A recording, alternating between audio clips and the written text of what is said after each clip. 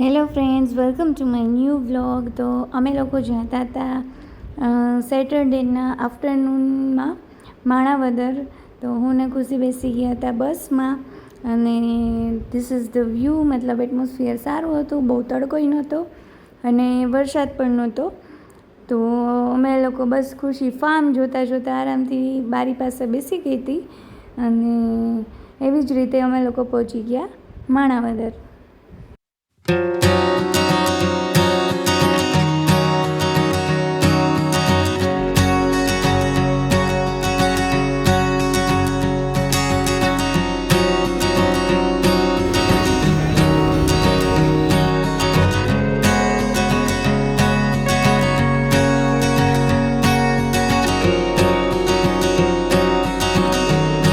સો આ હતો basically રિવરફ્રન્ટનો view અને એટલો મસ્ત વ્યૂ અને એટમોસ્ફિયર હતો. અને બટ ઓબ્વિયસ છે, દરેકને એક ગામ જે પોતાનું હોય એના પ્રત્યે લગાવ હોવાનો જ. નો ડાઉટ હું જૂનાગઢમાં એટલા વર્ષો ત્યાં રહી છું એટલે એના પ્રત્યે તો હોય જ, પણ મારું બાળપણ જે વિલેજમાં કે સિટીમાં કે જે કયો એ જ્યાં વીતું હોય તો એના પ્રત્યે મને એક અંદરથી લાગણી હોવાની જ. તો બસ આ વ્યૂ એન્જોય કરી અને અમે ફાઇનલી પહોંચી ગયા. તો નેક્સ્ટ ડેના હું બનાવતી હતી બુંદી. હવે મારી કંઈ એટલી એક્સપર્ટાઇઝ તો નથી, પણ મમ્મીએ કીધું કે ટ્રાય કર તું પાછી. તો હું બનાવતી હતી, થોડીક કડક બની હતી પણ ખાઈ શકાય એવી બની ગઈ હતી. તો ફાઇનલી હવે હું એને ચાસણીમાં એડ કરતી હતી. ઓલરેડી કેવી રીતે બનાવું છું એની રેસીપી મેં વ્લોગ મૂકેલો જ છે. અને આ વખતે જે મેં ચાળવાની ભૂલ કરી હતી કે મેં જ્યારે બનાવી હતી પહેલી વખત ત્યારે નહોતી ચાળી, એ ભૂલ મેં આ વખતે નહોતી કરી. અને બસ સેમ ડેના અમે લોકો પાછા આવી ગયા હતા રિટર્ન જૂનાગઢમાં. ઓલમોસ્ટ અમે 24 અવર્સ જ રોકાણ હતા. સેટરડેના 4:30ના પહોંચ્યા અને સન્ડેના 4 o'clockના પાછા રિટર્ન થઈ ગયા હતા. તો 24 અવર્સમાં બેક ટુ જૂનાગઢ. એન્ડ રિટર્નમાં મેં જૂનાગઢનો વ્યૂ પણ લીધો કે ભાઈ જૂનાગઢમાં ગિરનાર છે તો એનો વ્યૂ કાંઈ અલગ જ હોવાનો. બટ જેમ મેં કીધું એમ કે અમુક સિટી પ્રત્યે તમને લગાવ હોવાનો જ છે.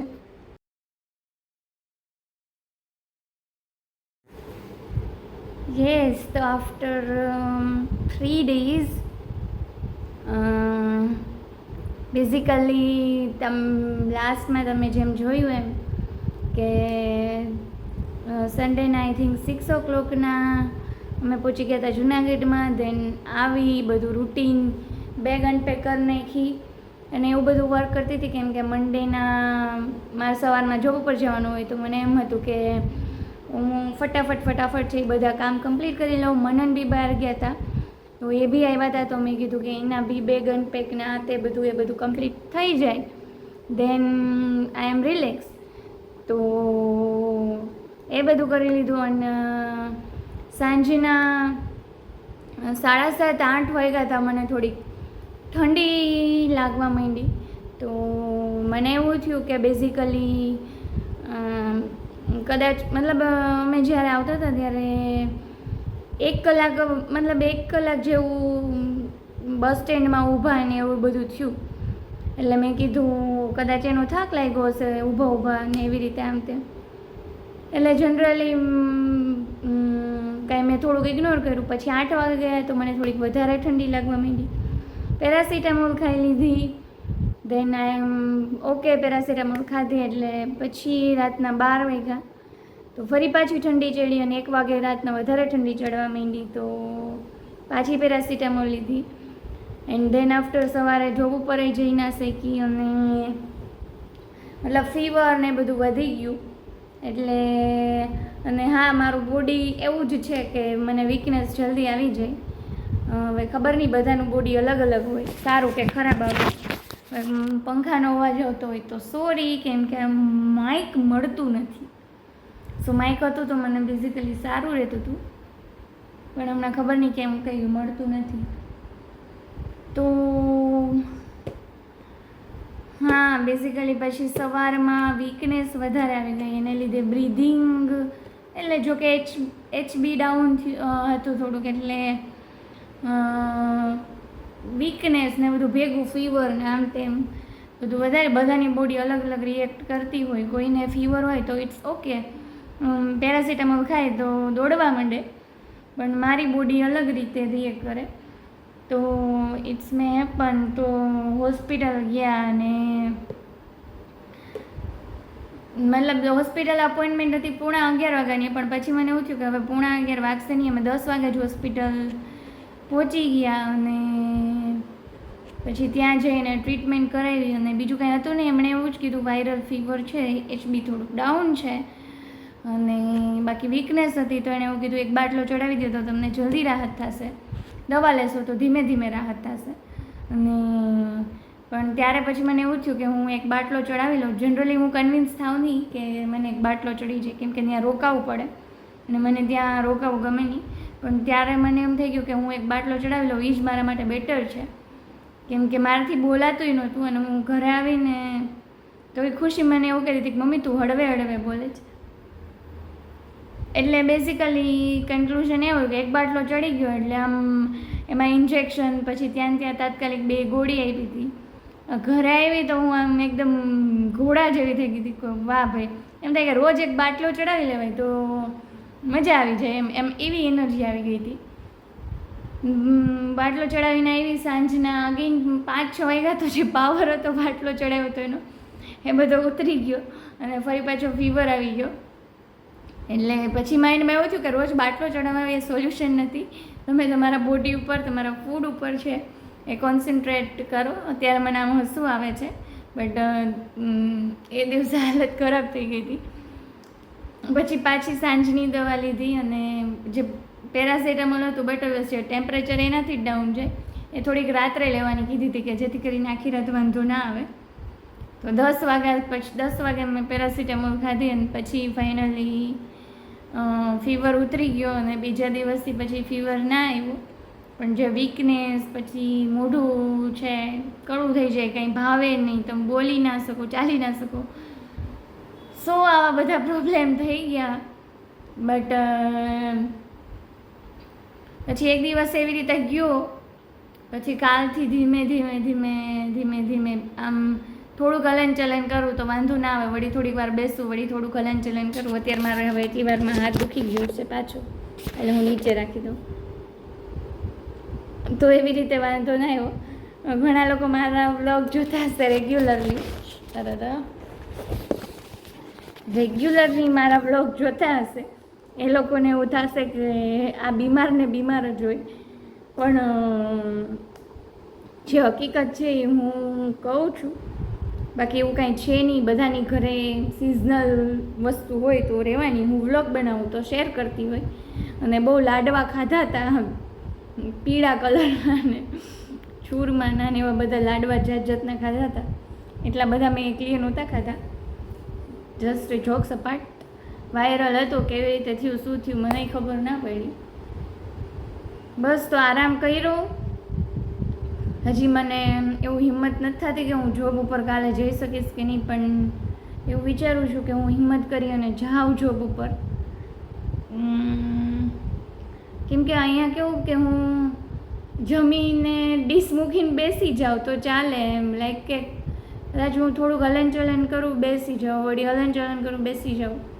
સો મેન્ટલી પ્રિપેર થઈ નથી શકતી કે હું કાલે જાઉં કે ના જાઉં. એટલે હવે જો, બટ હા, જો બીજા કોઈની બોડી મારા જેવી હોય કે જે ઘડીએ ઘડીએ બીમાર પડતા હોય, એટલે આની પહેલાં મને પેટમાં પ્રોબ્લેમ થયો હતો. હવે સેમ પ્રોબ્લેમ નથી થયો, ફીવર આવ્યો હતો. બટ આવું થાય તો ઓટકે ને આઈડું, મારું બોડી છે એવું તો. પણ કાંઈ ટેન્શનની હવે વાત નથી. એમ ઓકે. અને તો ત્યારે એક દિવસ કીધું હતું કે તમે રાખો પેલું શું કહેવાય સોય, એટલે ઇનકેસ કદાચ પાછી કાંઈ જરૂર પડે તો કાંઈ પ્રોબ્લેમ ના આવે. પણ પાછી કાંઈ જરૂર પડી નથી. એન્ડ અત્યારે હું જોશમાં બોલી શકું છું, કેમ બાકી ફર્સ્ટ ડેના મારી બોલવાની હાલત નહોતી. તો જે લોકોને મારા જેવું બોડી હોય તો એક કન્ક્લુઝન ઉપર આવ્યા કે બાટલો ચડાવવાથી કંઈ ફેર નહીં પડે. ફોકસ કરો તમારા બોડી ઉપર, ખાવા પીવામાં અને એના ઉપર. અને આ 2 દિવસમાં આમ એટલું માઇન્ડ આમ કેવું કે કાંઈ સ્ટ્રેસ વગરનું થઈ ગયું એમ. નહીંતર માઇન્ડમાં એક પછી એક planning, stress, work, physically mentally. તો મનને એ જ કીધું કે તું મેન્ટલી કાંઈ વિચાર્યા વગરની શાંતિથી 2 કલાક બેસ. બાકી તારે એવું હોય કે જોબ ઉપરથી આવી, ઘરના કામ પતાવ્યા, આ પતાવ્યું, વ્લોગ બનાવ્યો, એડિટ કર્યો, અપલોડ કર્યો, શેર કર્યો, એ પતી ગયું તો કે હવે ખુશીનું આ કરવું, આ તે. તો તારું માઇન્ડ સતત ને સતત એક્ટિવ હોય. અને મને એવું રીઝન લાગે છે કે મારું જે વેઇટ ડિક્રીઝ થાય છે એનું રીઝન એક છે. જોબ ઉપર જાય તો ત્યાંનું શેડ્યુલ હોય કે આના પછી આ, એ પછી તું ઘરે આવ્યા પછી એનું ફિક્સ હોય કે આના પછી. તો હું બપોર આવીને શું તો મારું ફિક્સ હોય કે ઉઠીને મારે આ કરવાનું છે. તો એ જે સ્ટ્રેસ હતો એમાંથી મને 2 દિવસ રિલેક્સ મળ્યું. અને હવે એમ થાય છે કે એવું સ્ટ્રેસ ના લેવાય. બટ અગેઇન મને એવું થાય છે કે કાલથી પાછી હું એક્ટિવ થાઈશ તો એ મારું માઇન્ડ એ ફૂલ મોડમાં એક્ટિવ થઈ જ જવાનું છે. બટ હું ટ્રાય કરી કે એટલો સ્ટ્રેસ ના લો. એ પછી ફિઝિકલ કાંઈ વર્ક કરવાનું હોય કે પછી વોટએવર નાનામાં નાની કંઈ પણ વસ્તુ હોય તો એનું મારા માઇન્ડમાં શેડ્યુલ ફિક્સ હોય કે હું આ પછી હવે ખબર નહીં આવું માઇન્ડ કેમ થઈ ગયું કે આવો સ્ટ્રેસ કેમ થઈ ગયો. મેરેજ પહેલાં અને આઈ થિંક ખુશી આવ્યા પહેલાંય મતલબ આવું નહોતું મારું ફિક્સ શેડ્યુલ કે મારે આના પછી આને, કેમ કે એવું કોઈ ટાઈમની કટોકટી નહોતી એમ એના લીધે. અને હવે આવ્યા પછી બટ ઓબ્વિયસલી હવે ખુશી થોડીક મોટી થઈ ગઈ તો એની રીતે રમતી હોય, પણ છતાંય હવે એ નાની હતી ત્યારથી જે એના ટાઈમિંગ પ્રમાણે ચાલવાનું શેડ્યુલ ફિક્સ થઈ ગયું તો એના લીધે થોડુંક સ્ટ્રેસમાં હતું. પણ હવે આ 2 દિવસમાં માઇન્ડ બહુ રિલેક્સ થઈ ગયું. એમ વિચારતી હતી કે એમને માઇન્ડ રિલેક્સ કરી લેવાય પણ એના માટે તાવને ન લઈ આવાય. કેમ કે અમે બહાર ક્યાંય ફરવા ગયા હોય તો ત્યાંય આપણને એવું હોય કે ચલો આપણે અડધી કલાક સૂવા મળે છે તો સૂઈ લે, પણ ઉઠીને ઓલું પ્લેસ જોવા જવાનું. અમે લેસ જ પ્લેસીસ કવર કરતા પણ તોય એમ થાય કે વાં જવાનું, ઓલું જોવા જવાનું. લાસ્ટ ટાઈમ અમે આઈ થિંક મુંબઈ ગયા હતા દિવાળી વખતે, એ પછી ક્યાંય ગયા નથી. બટ તોય માઇન્ડમાં એવું હોય કે હા આના પછી આ કરવાનું. અને જે સમર વેકેશન હતું એમાં જેમ મેં કીધું એમ કે ખુશીની તબિયત સારી નહોતી તો માઇન્ડમાં એ સ્ટ્રેસ હતું. તો મને યાદ નહોતું હતું કે મારા માઇન્ડના 2 દિવસ ક્યારે એવા વીતા હતા જ્યારે મને કંઈ સ્ટ્રેસ નહોતું. તો આ 2 દિવસ એવા વીતા કે હું બસ જ્યારે મને ઈચ્છા થાય ત્યારે ઉઠું, જ્યારે મને ઈચ્છા થાય ત્યારે હું ખાઉં, જ્યારે મને ઈચ્છા થાય ત્યારે હું સૂઈ જાઉં, વળી ઉઠું, જ્યારે ઈચ્છા થાય ત્યારે જે કામ કરું એ કરું. તો એવા 2 દિવસ ગયા. આવા દિવસે સારા આમ જોઈએ તો સારા, પણ જે હોય આ બધું હતું કન્ક્લુઝન. 10 મિનિટ હું બોલું છું તો હવે મારે પાણી પીવું પડશે. મારી એનર્જી 10 મિનિટની હતી એ પૂરી થઈ ગઈ છે. તો C you soon in my next blog. અને હા, એક લાસ્ટ વાત કે જે મેં લાસ્ટ વિડીયો બનાવ્યો હતો પેલો આ વાત કદી ના ભૂલાય, તો એના મને સારા એવા વ્યૂઝ મળ્યા, પ્લસ એનાથી મારા સબસ્ક્રાઈબરે વધ્યા. તો તમને બધાને એ ટાઈપના વિડીયો ગમ્યા એના માટે એ ટાઈપનો એક જ વિડીયો બનાવ્યો. હવે હું ટ્રાય કરીશ કે 1-2 એવા વિડીયોઝ અપલોડ કરું. તો તમને એ વિડીયો ગમ્યો એના માટે થેન્ક યુ. અને મેં એક પોસ્ટ મૂકી હતી કે એવા જ વિડીયો પર કન્ટિન્યુ કરું કે પછી વ્લોગ કરું. તો મારી એક ફ્રેન્ડે સજેશન આપ્યું હતું કે 2 કન્ટિન્યુ કરે. સો જોઈએ આગળ. બટ એ હતું. અને એ વિડીયો બનાવવાનું મને માઇન્ડમાં એટલે આવ્યું કે ખુશીને હું જ્યારે કોઈ વાત શીખવાડતી હોય તો એને એમને આમ ખીજાઈને કરે, ખુશી આમની આમ કરમાં, તો એને એટલું જલ્દીથી મગજમાં ના ઉતરે. પણ આવી રીતે ગાતા શીખવાડીએ કે આમ ના કરાય, આવી રીતે કરાય, તો એને જલ્દીથી આમ મગજમાં ઉતરતું હતું. કે સ્નાન કરીને પ્રાર્થના કરે તો એ પણ બોલતી હતી. અને મને એવું લાગ્યું કે ગુજરાતી જે બાળગીતો છે, જે આપણે રાઇમ્સ કહીએ છીએ, એનું મોરલ આ જ છે કે જ્યારે બાળક નાનું હોય ત્યારે તમે એને આ શીખવાડો. બાબા બ્લેક શીપ તો બટ ઓબ્વિયસ છે કે ભલે શીખે ટ્રેન્ડ પ્રમાણે, જમાના પ્રમાણે અને એટમોસ્ફિયર પ્રમાણે, પણ મને એવું લાગે છે કે જે જૂની જે હતી જે બી રાઇમ્સ ગુજરાતી, અને શું કહેવાય બાળગીત, હા ગુજરાતીમાં બાળગીત, તો એ બાળગીતે આપણે જોઈને આપીએ તો બહુ સારું. અને એ કન્સેપ્ટ માઇન્ડમાં રાખી અને મેં આ વિડીયો બનાવ્યો હતો. પણ એને મારો આ વિડીયો ગમ્યો નથી. ભલે એના અત્યાર સુધી મારા 2.3 કે વ્યૂ થઈ ગયા છે, 2-3 વાર સાંભળી લીધો મારો વિડીયો, 4-5 વખત આમ તો. હવે એવું કહે છે કે મમ્મી જેમાં એડવર્ટાઇઝમેન્ટ આવે એ તું વિડીયો બતાવ, તારો વિડીયો ના બતાવ. So this is the moral of story. Bye bye, see you soon in my next blog. Next blog હવે શેનો આવશે I don't know. Bye bye, stay healthy and બસ સારું ફૂડ ખાઓ અને એ કરતાં ધ્યાન રાખતા જો બીમાર પડી જાઓ તો દવા લઈને સાજા થઈ જાઓ. Bye bye.